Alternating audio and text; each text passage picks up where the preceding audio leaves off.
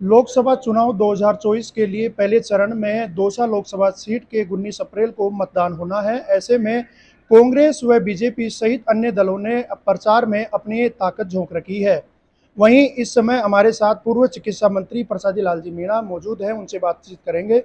Sir, किस तरीके का माहौल है कांग्रेस के प्रति, क्या कुछ सामने आ रहा है? लोकसभा चुनाव का और विधानसभा चुनाव का बहुत फर्क आ गया। लोगों ने महसूस किया है कि सरकार ने राजस्थान में जो सरकार ने काम किया और उसके लिए निश्चित रूप से लोग अब एहसास हो रहा है कि इतनी सारी सुविधाएं सरकार ने दी, अपनी गलती स्वीकार कर रहे हैं।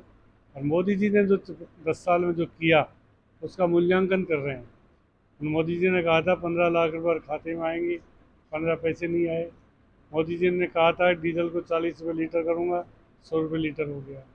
गैस सस्ता करने का काम 500 का सिलेंडर अशोक गहलोत ने किया, तब जाकर मोदी जी ने अब 450 का किया। तो जनता इनके जो झूठे आश्वासन है उनसे निश्चित रूप से तंग आकर जनता सही फैसला करने की ओर बढ़ रही है। हमें पूरी उम्मीद है कि राजस्थान में बीजेपी ने एक कहानी का कविता पढ़ रखी है, 25 सीट 25 सीट 25 सीट, 400 पार 400 पार। 25 सीटें इनकी किसी कीमत में राजस्थान में नहीं आएगी। 10-12 सीटें कांग्रेस को मिलेगी, इतना बीजेपी भी खुद महसूस करती है। पर बार बार 25 सीट 400 पार, ये 400 पार होने वाला नहीं है। 200 पार भी इस बार नहीं आएगी। इंडिया गठबंधन का जो फैसला हुआ है, जो सीटों का शेयरिंग हुआ है हर स्टेट में, चाहे वो बिहार हो, चाहे यूपी हो, चाहे महाराष्ट्र हो, चाहे आपके मध्य प्रदेश हो, छत्तीसगढ़ हो, कोई भी स्टेट, दिल्ली हो, पंजाब हो, हरियाणा हो, वहाँ पर बीजेपी का सुपड़ा साफ होने वाला है। और मोदी जी का एक कार्यकाल के गिनती के दिन मोदी जी के रह गए। और निश्चित रूप से हिंदुस्तान में एक नई सरकार बनेगी। जो इंडिया गठबंधन है, मोदी जी इंडिया गठबंधन को गाली देने के अलावा कुछ काम ही नहीं कर। भ्रष्टाचार भ्रष्टाचार, इसके अलावा कोई है ही नहीं। वो ये नहीं बताते मैं देश के लिए क्या करूँगा, मैंने क्या किया देश के लिए। विपक्ष को गाली देने के अलावा मोदी जी का दूसरा कोई काम ही नहीं। इंडिया गठबंधन में पीएम का चेहरा कौन होगा सर? ये तो पहले ही तय हो गया कि भाई इंडिया गठबंधन का बहुमत आने के बाद सब नेता मिलकर करेंगे। इस समय जो ईडी और सीबीआई की जो कार्रवाइयां हो रही है, उसको कैसे देखते हैं आप? तो ईडी तो अब पुलिस से भी बदतर हालत हो गई ईडी की। ईडी का तो देश में निश्चित रूप से उसके बट्टा लग गया।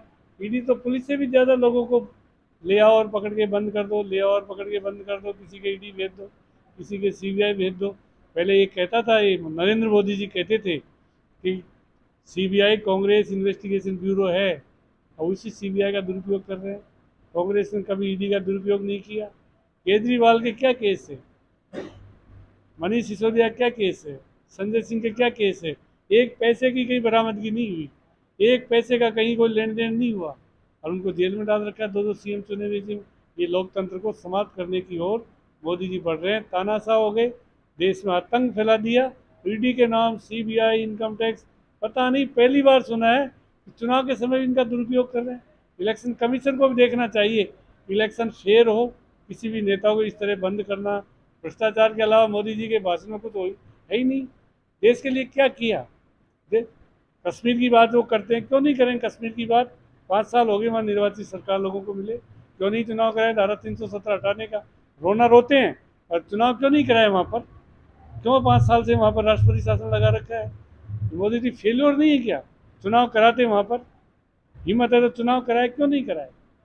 तो देश के लोगों को कश्मीर का मुद्दा हो, कोई मुद्दा हो, धारा 370 को हटाने का रोना रोते हैं, और चुनाव क्यों नहीं कराए? वहाँ पर चुनाव करानी चाहिए। अधिकतर जो कांग्रेस के बड़े लीडर से बीजेपी पार्टी ज्वाइन की है, तो उनके ऊपर भी क्या ईडी और सीबीआई का कुछ दबाव बनाया गया है? देखो, जिनके कुछ दाल में काला होगा वो सब जाएंगे। ईडी और सीबीआई, मोदी जी को सब पता है किस किस की ईडी लगेगी, वो सब जा रहे हैं। जिनका कुछ है वही तो जाएंगे, दूसरे क्यों जाएंगे? राहुल गांधी और सोनिया गांधी से 7 दिन तक ईडी ने पूछताछ की थी, वो तो नहीं दिखे। कह दिया मोदी जी को जो करना है जो करे, हम देश के लिए करेंगे, काम करेंगे।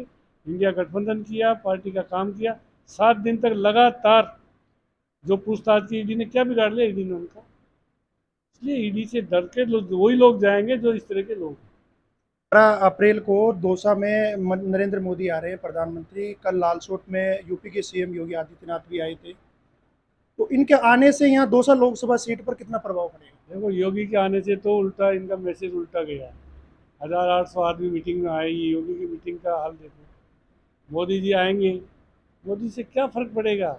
मोदी जी 2018 में आए थे, 2 साल में सारी विधानसभा की सीटें जीती। मोदी जी आएंगे तो 100% जीतेंगे हम। चाहे मोदी का इंद्रदेव भी आ जाए तो भी मुरारी लाल जीतेगा। इसलिए कोई मोदी वोदी से कोई फर्क पड़ने वाला नहीं है। जनता अपना मन बना चुकी। इनका जो 25 का नारा है उसको निश्चित रूप से जनता ने चैलेंज के रूप में लिया है। इसकी हवा निकालनी है 25 की, और कांग्रेस को सीटें देनी है। 10-12 सीटें कांग्रेस को निश्चित रूप से। राजस्थान सरकार का करीब 3 से 4 महीने का कार्यकाल पूरा हो चुका है, ऐसे में उसके कार्यकाल को आप कैसे देखते हैं, किस तरीके से विकास हो? देखो, राजस्थान सरकार का 4 महीने का कार्यकाल है, फेल्योर है। एक भी निर्णय ऐसा नहीं जिससे जनता को लाभ पहुंचा। इन्होंने कोई काम ऐसा नहीं किया। चिरंजीवी का पैसा 2500 करोड़ रुपए प्रीमियम का 1 अप्रैल को जमा कराना था, एक पैसा जमा नहीं कराएंगे। अब लोगों को चिरंजीवी का फायदा मिलना बंद हो गया। अब तो इनकी आयुष्मान जो 5 लाख का इलाज है उसमें लोगों को फायदा मिलेगा। इससे सबसे बड़ा दुर्भाग्य क्या होगा, जो 25 लाख की योजना थी उसको इन्होंने बंद कर दिया। उसका नाम चेंज करके आयुष्मान भारत कर दिया उन्होंने। वो 5 लाख का है, कहाँ 25 लाख का। किसी का किडनी हो, अपने कैंसर का हो, हार्ट का हो, 5 लाख में क्या होता है आज। 25 लाख का इलाज इसलिए किडनी का 15-20 लाख रुपए लगेगा, वो पूरा सरकार वहन करती थी। पूरा प्रीमियम जमा सरकार करा रही है। टीआरसीपी के मुद्दे को कैसे देखते हैं, उसको लेकर दोनों प्रदेश के बीच में एमओयू करवा दिया है केंद्रीय मंत्री ने मध्यस्थता करके। इनकी केंद्र सरकार की और मध्य प्रदेश सरकार की मिली भगत थी। इन्होंने सुप्रीम कोर्ट मध्य प्रदेश सरकार को, इन्होंने केंद्र सरकार ने भेजा था कि राजस्थान का ये समझौता नहीं हो। जो ही सरकार दोनों जगह बदली, इन्होंने उसको राष्ट्रीय परियोजना पर अब भी घोषित नहीं किया है। वही काम है। नवनेड़ा बांध हमारा 90% हमारे टाइम पूरा हुआ।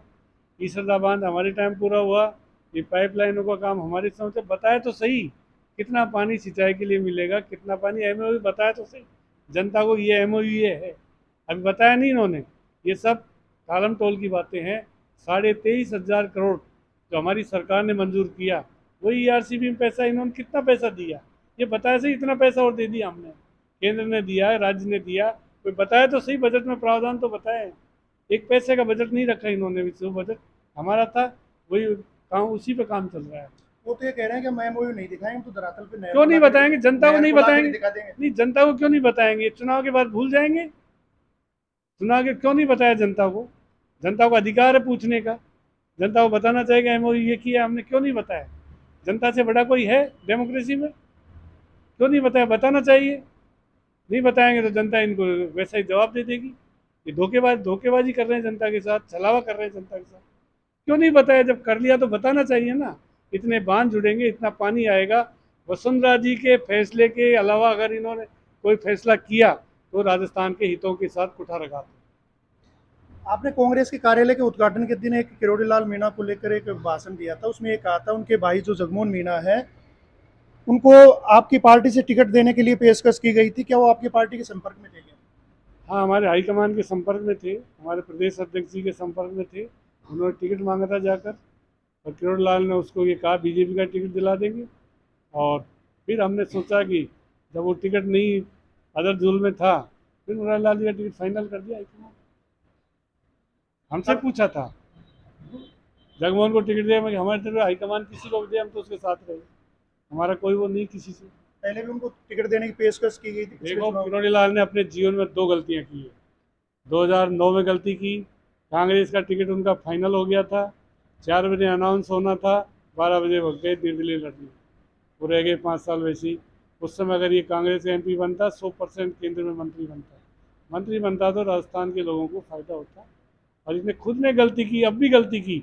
अपने भाई को घर का छोड़ान घाट का, उसको पूरे जीवन बर्बाद कर दिया। उसका पहले इस्तीफा दिलवा दिया नौकरी से सवाई माधोपुर से लड़ाने के लिए। वहाँ टिकट नहीं मिला, वहाँ लड़ा, 10-12 हज़ार वोट आए।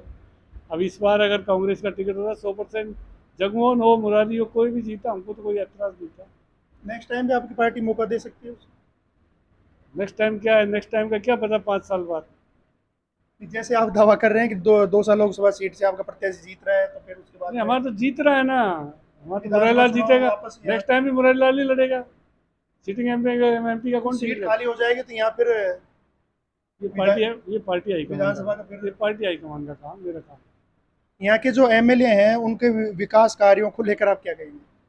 यहाँ का एमएलए का विकास अभी शून्य है। जो सड़क जो काम पहली वो सरकार की सैंक्शन है, चाहे पिपलाज माता की दोनों सड़कें हो, चाहे दूसरे काम हो, सारी चाहे कॉलेज के काम हो, सब काम बंद है। एमएलए साहब को देखना चाहिए जो भी सरकार के काम हो, जनता के काम हो, उन कामों को पूरा करने के लिए उनको प्रयास करने चाहिए। पर वो दूसरी टीका टिप्पणी करने लगे, शंभू कुईवाड़ा जो सौदा कर रहा है, उससे एमएलए की छवि दिन प्रतिदिन गिर रही है। लोकसभा चुनाव विधानसभा चुनाव में उनका एक ही मुद्दा था, भ्रष्टाचार का। अब वो लालसोट से भ्रष्टाचार को मिटाने की बात करें, कौन सा भ्रष्टाचार था? एक भ्रष्टाचार साबित कोई कर दे, मैं पहले भी कहता हूँ, एक उदाहरण दे देगा, उस दिन राजनीति छोड़ देंगे। उनके एक नहीं 10 उदाहरण अभी बता देंगे, एक नहीं 10 अब तक हो चुके। कौन से हुए? हो चुके, उनको बता दिया, शंभू कुईवाड़े को बता दिया कहाँ से पैसा ले लिया। जब समय आएगा सब बता देंगे किससे कितना पैसा लिया। कल किरोड़लाल मीणा ने एक भाषण दिया तो उसमें ये कहा था कि मुरारी लाल मीणा मेरा मामा लगता है, और आपके लिए भी कहा था कि वो भी मेरे मामा लगते हैं। एक को आप कंस मामा की तुलना दी बताई गई है और एक को शकुनी मामा बताया है। आप मामा भांजे का रिश्ता है? ऐसी भाषा का मंत्री को उपयोग नहीं करना चाहिए, गरिमा के खिलाफ। मैं उसके लिए कुछ कहूँगा तकलीफ नहीं होगी उसको। ऐसी भाषा नहीं करनी चाहिए, उपयोग नहीं, चाहे मुरारी लाल के खिलाफ हो, मेरे खिलाफ हो। फिर सावधान करता हूँ उनको, अगर दोबारा बोला ऐसा जवाब देंगे तो जिंदगी में कहीं मुंह दिखाने लायक नहीं रहेगा।